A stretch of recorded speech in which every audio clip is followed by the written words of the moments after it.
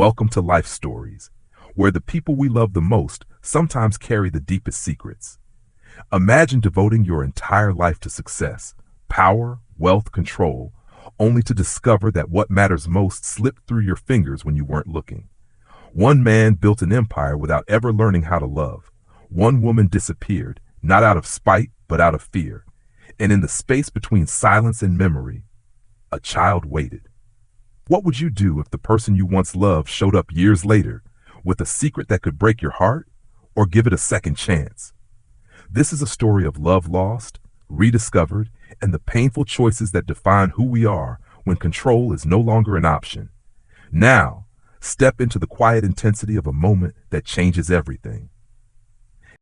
Ethan Carter was a man who mastered silence, not the meditative kind, but the sharp, calculated quiet of a boardroom just before a deal closed. Every decision in his life had been measured, deliberate, profitable. He was the man Fortune profiled on its cover, the one Wall Street whispered about when mergers trembled on his word. Control wasn't just a preference, it was the architecture of his identity. That was precisely why the sight of her cracked something in him. It began in the coastal lobby of the Shoreline Grand in Carmel, California, where even the ocean seemed curated. Ethan hadn't come for rest. The concept was foreign to him. His assistant had insisted he take a real break. The irony was, the resort was crawling with exactly the kind of elite clientele he negotiated with daily, just now in linen instead of suits. He had just ordered his usual, a neat Macallan 18, served with the kind of indifference only luxury bartenders could perfect. He had leaned back, letting the leather of the chair cradle him, when the glass nearly slipped from his hand. She walked in, Rachel, hair darker than he remembered, falling in soft waves over a white cotton blouse. Her eyes, still that unflinching hazel that once read every lie he told himself. But it wasn't just Rachel. A child clung to her hip, her little hand gripping tightly to Rachel's shoulder.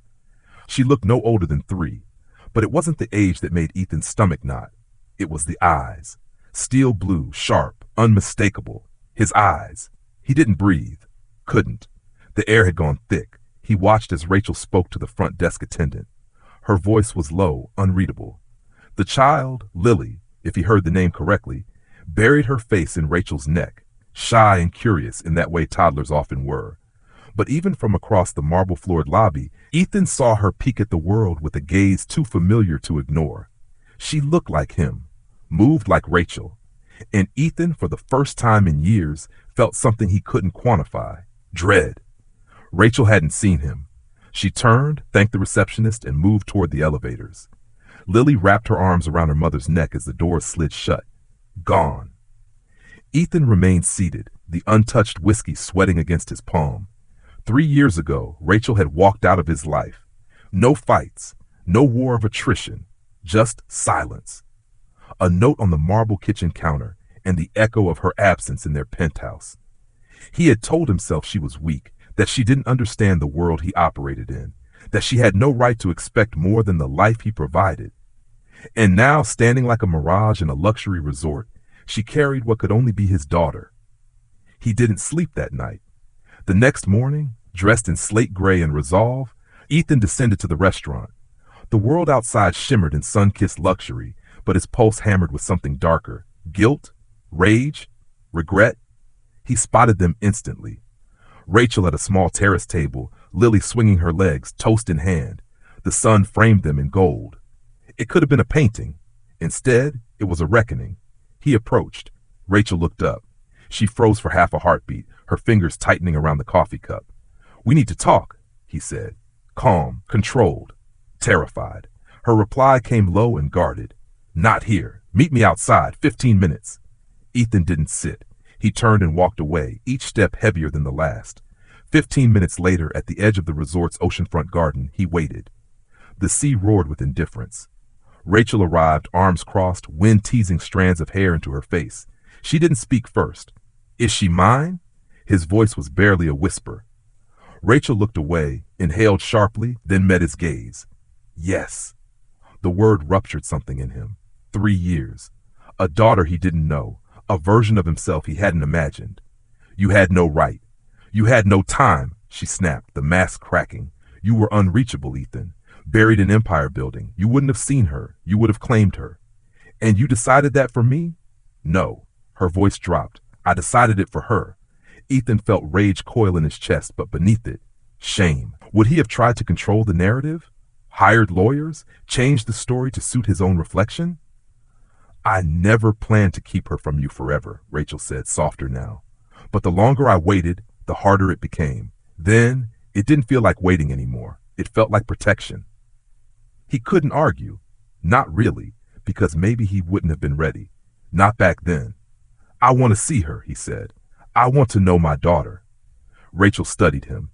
Not the tailored suit fight, not the calculated calm, him. On Lily's terms, slowly.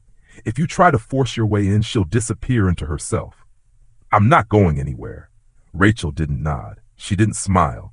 But something in her eyes shifted, just slightly, a door not fully open but no longer locked. Later that afternoon he met Lily again, properly. She stood behind Rachel's legs, half hiding, peering up at him with those ocean eyes. Rachel crouched. Sweetheart, this is Ethan. He's a friend of mine. The word friend stabbed harder than he expected, but he didn't flinch. He knelt down, his expensive slacks brushing grass. Hi, Lily. I've heard you're good at puzzles. That's pretty cool. I'm terrible at them. Think you could teach me sometime? Lily blinked, looked to Rachel, then nodded. A start. As Rachel led her to a nearby table, Lily clutched a small plush rabbit. She colored while Ethan sat quietly, observing, memorizing, every flick of her crayon, every crinkle in her brow. What's your favorite color? He asked gently. Without looking up, she replied, Purple. He smiled. I think I like purple now, too. She peeked at him then, just a flicker. But it was enough. Rachel watched from the other side, arms folded across her stomach. Her posture said caution. But her eyes said maybe. Maybe this man who once chose power over people could finally choose better. Maybe this man wasn't a ghost from the past, but a father in the making. And maybe, just maybe, he wasn't the only one holding a secret. What would you do if someone you loved hid your child from you for years? Would you forgive them, or fight to reclaim what was lost? Rachel isn't the only one with something to hide. What Ethan discovers next will change everything, not just for him, but for the daughter he's only just begun to love. The next few days passed in quiet increments, measured not by meetings or contracts, but by the weight of a child's glance, the occasional shared smile, or the way Lily began to murmur short, tentative replies to Ethan's questions. He arrived every morning just after sunrise, always a few minutes early, never wanting to seem eager, but always battling the gnawing feeling that he'd already missed too much. Rachel was cautious, civil, but reserved. She never stayed long after meals, always excusing herself with vague reasons that felt rehearsed. She watched Ethan with eyes that were no longer angry, but not yet trusting, as if waiting to see if his presence was temporary, like everything else he had once chosen over her. One morning, Lily surprised them both. She arrived to breakfast carrying a coloring book, and without prompting, slid it across the table toward Ethan. You can help, she said softly. It was only a page of cartoon whales and flowers, but to Ethan, it was a contract. One he didn't intend to break. He picked up a crayon and began to fill the outline with deliberate care, not for the art, but for the fact that his daughter had just offered him something sacred, her trust. Later that day, as they walked along the beach, the sand cool beneath their feet and the sky smeared with a watercolor of gold and blue, Ethan found the courage to ask Rachel the question that had haunted him since their first conversation. Why now? He said. Why come here at all? Rachel paused mid-step. Lily was ahead of them, chasing gulls, laughter riding the wind. She started asking, Rachel said simply, about her dad, about you. Ethan watched Lily, a small figure against the vastness of the ocean. And you didn't think to call me? I did, Rachel admitted, more than once. But every time, I remembered the man who once told me he'd never let anyone slow him down. She turned to him then, her gaze direct. I was scared you'd treat her like a loose end. He didn't argue, not because she was right, but because he didn't know if she had been wrong. That night, Ethan couldn't sleep. The resort suite felt colder than usual. His reflection in the mirror looked too put together to be this hollow. He had money, power, access, but all of it meant nothing in the face of a little girl's innocence and the thin wall of distrust between him and the only family he had left. The following morning brought something new. As he reached the restaurant, the concierge approached him discreetly. "Miss Rachel checked out this morning," she said. Ethan froze. "She left a message for you." A folded envelope. His name written in familiar handwriting. Ethan ripped it open, heart pounding. "Ethan, I didn't want it to be like this, but I need to protect her. You've made progress, yes. But this world of yours, your name, your reach, it's not safe for Lily. I saw the man watching us yesterday. Don't deny it. You know exactly who he was. I won't let her be dragged into the mess that trails behind your fortune. You want to be in her life? Prove you can leave yours behind. I'll be in touch." Rachel, he felt the blood drain from his face. A man? Watching them? Ethan's mind raced. Then he remembered. Yesterday, a man in sunglasses at the edge of the boardwalk, leaning against the railing, pretending to take a phone call, but never once turning away from their direction. Ethan had brushed it off, assuming he was a guest. But Rachel, she had seen it differently, interpreted it as a threat, and maybe she wasn't wrong. Ethan's life wasn't simple. His business dealings were legitimate but powerful, and power had enemies, competitors, people who resented the way he never lost, never backed down. Maybe someone had followed him, or worse, followed them. He walked out onto the beach, heart thudding, wind cold against his face. The tide was high now, and the sand was empty. No seashells, no laughter, just silence. He realized then that trust wasn't enough. Not anymore. Rachel needed more than words. She needed safety, reassurance, a promise he wasn't sure how to make, but he'd have to try. Later that afternoon, he made a call to his general counsel. "I need a full sweep, background checks on all recent competitors, anyone who might have reason to follow me. Discreet, no public noise." But even as he hung up, another thought gripped him. What if the man Rachel saw wasn't from his world at all? What if he was from hers? How far should a parent go to protect their child, even if it means running from the very person who wants to love them? Rachel's sudden departure wasn't just fear, it was a warning. And Ethan was about to uncover a secret that would make him question everything he thought he knew about the woman he once loved. Join us in the next chapter as the shadows of Rachel's past step into the light. Ethan didn't go back to the suite. He didn't call his assistant. Didn't check the endless stream of emails his team had surely been firing off since sunrise. He just stood on the balcony of the Shoreline Grand, facing the ocean, the envelope from Rachel still clenched in his hand, the paper damp from his grip. The sea air cut sharp against his skin, but it was nothing compared to the cold rising in his chest. He should have seen it. The man, the fear in Rachel's eyes when Lily laughed too loudly, the way she always kept her back to the wall in public spaces. This wasn't just about him. Something deeper, older, and far more dangerous had followed her here. And now they were gone. For the next 48 hours, Ethan searched. He pulled strings that hadn't been tugged in years, private investigators, tech surveillance, hotel contacts. Most gave him nothing. One gave him a lead, a rental car, a name under Rachel's maiden alias, and a direction, north. He drove through the California coast, past the cliffs and mist and winding roads that once felt like freedom. Now they were a lifeline. When he finally found the small town, Bodega Bay, it looked like something from a postcard. Quiet, forgotten, the kind of place people disappeared to when they needed the world to stop looking. Rachel opened the door before he could knock. She wasn't surprised. "Just tired. You shouldn't have come," she said. "You shouldn't have left," he replied, voice rough. Lily appeared behind her mother, hugging a worn rabbit plush, the same one from the resort. Her eyes widened when she saw him.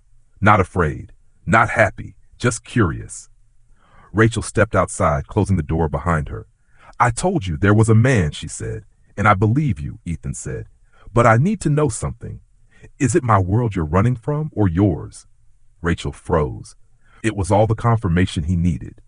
"You lied to me," Ethan said quietly. "Not just about Lily, about who you really are." Rachel exhaled, long and low. "Before you, there was someone. A man I left, controlling, dangerous. I thought I escaped. When I met you, it was the first time I could breathe. But when we started falling apart, I didn't tell you the truth because I didn't want you involved. He found me once before after Lily was born. I moved again and again, but I saw him, Ethan, at the resort, watching, waiting. Ethan tried to process it. The woman he had loved, who had vanished from his life without explanation, hadn't just walked away. She had been running. And Lily, she had been born into a life lived between shadows. You should have told me, he said, quieter now. I could have helped. You would have tried, Rachel said, but your world isn't made for this, for disappearing, for hiding. I'm not letting her live in fear, Ethan said. Not when I can fix this. You think you can fix everything, she whispered, but this isn't a boardroom. This is our daughter's life. Ethan looked at the closed door behind her. She deserves better. She deserves safety. She deserves both. Rachel looked away. I don't know if that's possible. That night, Ethan stayed in a motel down the road. Sleep came in fractured waves, every creak outside the door turning his heart to stone. The next morning, he returned, not with threats, not with lawyers, not with promises he couldn't keep, just with a single folder. This is a new identity, he said, laying the folder on Rachel's porch table. For you and Lily, legal, clean, untraceable. You'll have a house in Oregon, quiet, gated. I've already sent a security team ahead. No ties to me, no press, just peace. Rachel stared at it.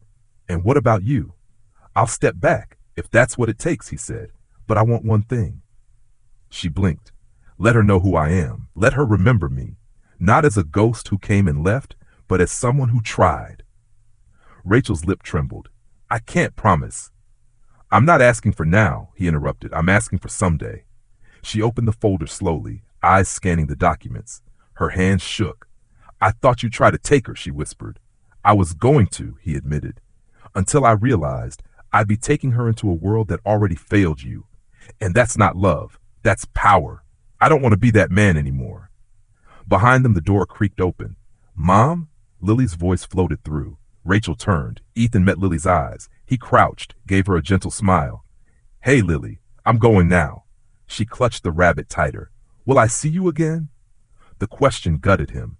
He looked to Rachel, who hesitated, then gave a single near imperceptible nod.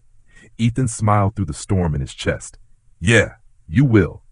Lily stepped closer, placed something small in his hand. A shell, pale pink, almost heart-shaped. This is my lucky one, she whispered. He couldn't speak, just closed his fingers around it and held it like it was made of glass. When he drove away, he didn't look back. He couldn't. Some loves don't return the way they left.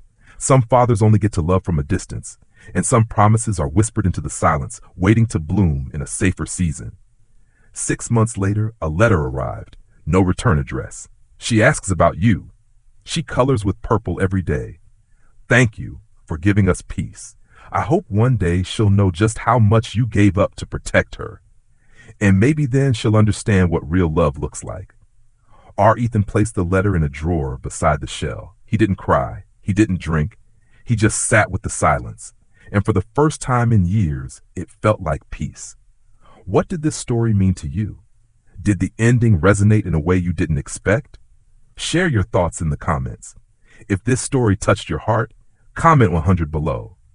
Where are you watching from? Let us know your country. Share this story with someone who believes in second chances. Thank you for watching Life Stories.